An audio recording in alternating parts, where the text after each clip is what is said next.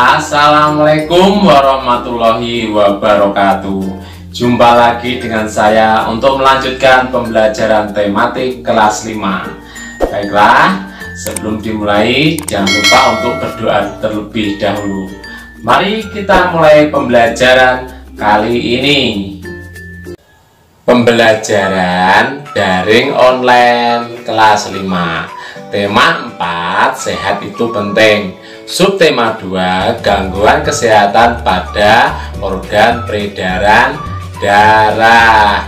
Kita akan melanjutkan pembelajaran yang keempat. Nah, perhatikan pada gambar tersebut ya. Pemilihan ketua RW di Dusun Dayu telah selesai. Ketua RW yang terpilih adalah Bapak Bakri Widodo. Pak Bakri Widodo akan menjabat sebagai ketua RW selama 3 tahun.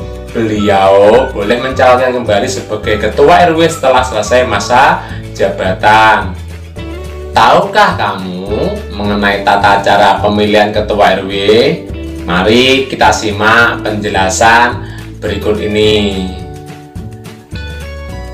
Tata cara bermusyawarah.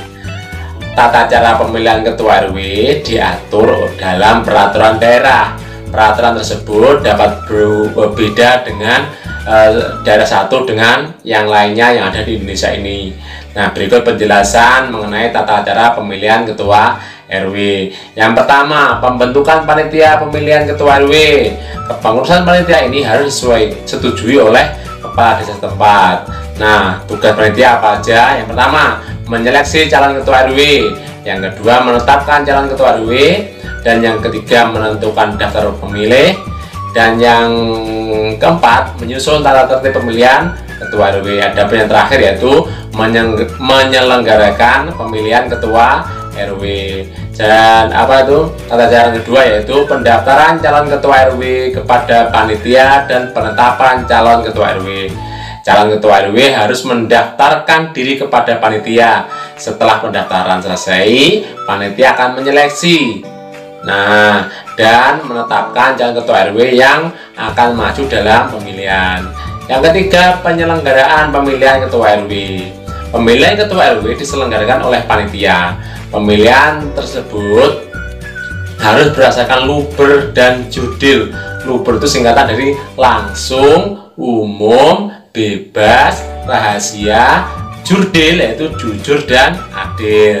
Nah, ketua RW dipilih oleh warga masyarakat yang telah memenuhi syarat, yaitu telah berumur 17 tahun atau sudah pernah menikah. Jadi yang belum 17 tahun boleh asalkan sudah pernah menikah.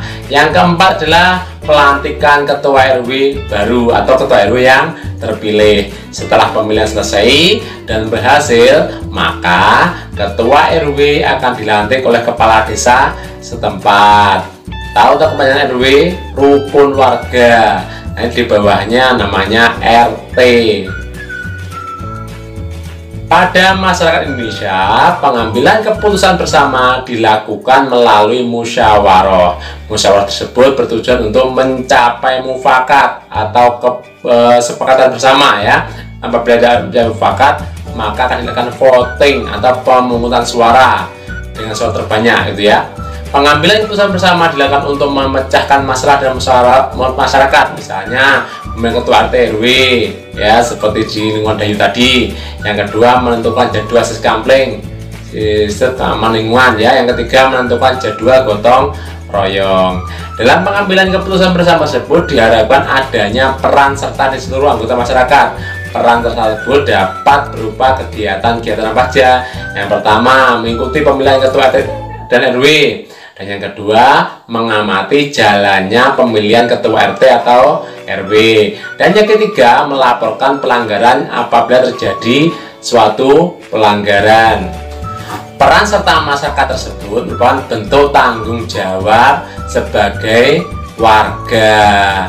Masyarakat di Desa Dayu sangat bersuka cita atas terpilihnya Pak Bakri Widodo sebagai ketua RW baru. Dayu dan teman-temannya juga turut serta dengan kegembiraan. Bahkan untuk menunjukkan rasa gembiranya, Dayu berpantun, Jalan-jalan membeli selasih, dibuat es, aduh segarnya. Ketua RW telah terpilih, semoga hidup damai sentosa. Iya, mereka sangat senang dengan terpilihnya Pak Bakri Widodo sebagai Ketua RW. Nah, akhirnya setelah terpilih, mereka sangat senang dan akhirnya berpantun. Program kerja pertama Pak Bakri Widodo adalah mengadakan jalan sehat bagi warganya. Jalan sehat tersebut diadakan pada hari Minggu agar dapat diikuti oleh seluruh warga masyarakat. Rencananya jalan sehat akan dilakukan mengelilingi desa dengan menempuh jarak 6 km.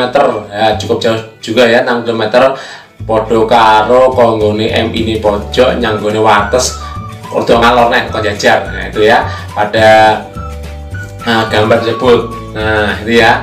Kegiatan jalan sehat berjalan dengan lancar, warga masyarakat berjalan dengan santai sambil menikmati pemandangan alam serta mengobrol dengan warga lain. Sampainya di garis finish, warga akan dihibur dengan kesenian daerah sambil menikmati makanan yang telah disediakan. Nah, di situ ada penampilan di pentas ya, ada itu kuda lumping apa tadi ya, itu interaksi sosial budaya apa toh itu. Kegiatan jalan sehat merupakan contoh interaksi manusia dengan lingkungan, baik lingkungan alam maupun lingkungan sosial.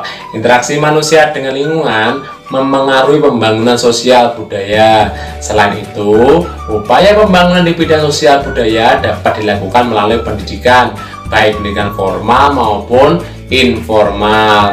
Melalui pendidikan, maka akan tercapai suatu kesejahteraan masyarakat. Nah, berikut ada contoh aktivitas masyarakat dan upaya pembangunan sosial budaya. Yang pertama, mengikuti wajar 9 tahun, wajib belajar 9 tahun yang dicanangkan oleh pemerintah. Kenapa 9 tahun? Dia SD, MI 6 tahun, tambah SMP atau MTS 3 tahun, totalnya 9 tahun. Yang kedua, mengikuti pelatihan keterampilan seperti menjahit, membatik, dan membuat karya kerajinan lainnya. Biasanya itu ada di BLK ya, Balai Latihan Kerja. Dan yang ketiga, turut serta dalam organisasi masyarakat. Apa aja? Bisa Karang Taruna ya, ada IPN PNU dan lain sebagainya. Refleksi. Apa yang sudah aku pahami pada pembelajaran kali ini? Kita belajar tentang tata cara bermusyawarah dan juga tadi kita mempelajari tentang interaksi sosial budaya. Nah, sebagai pembahasan pembelajaran kalian, silahkan mengerjakan TKS-nya pada latihan pembelajaran 4 halaman 52. Gak usah dikumpulkan. Jangan lupa kritik, saran, dan masukannya tetap saya nantikan. Sekian di pembelajaran kali ini, semoga dapat bermanfaat. Tetap semangat belajar, jangan lupa olahraga, senantiasa berdoa, dan juga patuhi nasihat kedua orang tua. Demikian tadi pembelajaran kali ini. Semoga dapat membawa manfaat bagi kita semua. Tetap semangat. Terima kasih. Wassalamualaikum warahmatullahi wabarakatuh.